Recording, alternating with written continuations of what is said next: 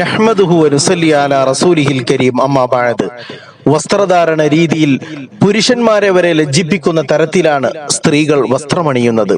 ഇറുകിയ പാന്റും ജീൻസും അരവസ്ത്രങ്ങളും ശരീരത്തിന്റെ വടിവുമെല്ലാം പരസ്യമാകുന്ന വസ്ത്രങ്ങൾ അണിയുന്നവർ പ്രവാചകന്റെ താക്കീതുകൾ സൂക്ഷിക്കേണ്ടിയിരിക്കുന്നു.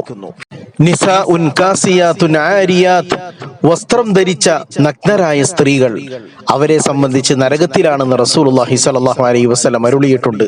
അതുപോലെ തന്നെ പുരുഷന്മാരുടെ വസ്ത്രം ധരിക്കുന്നവരെയും റസൂലുള്ളാഹി സ്വല്ലല്ലാഹു അലൈഹി വസല്ലം ശപിച്ചു.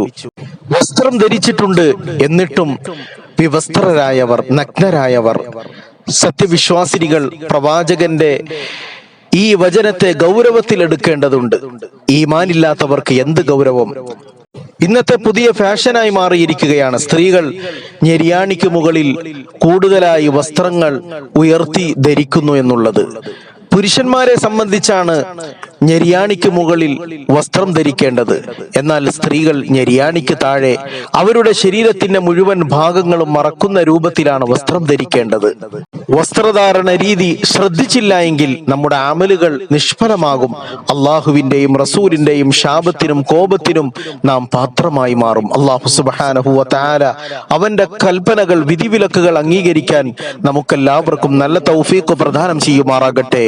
റബ്ബനാ തഖബ്ബൽ മിന്നാ ഇന്നക അൻതസ് സമീഉൽ അലീം വതുബ് അലൈനാ ഇന്നക അൻതത് തവ്വാബുർ റഹീം.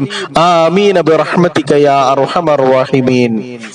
സല്ലല്ലാഹു അലാ മുഹമ്മദ് സല്ലല്ലാഹു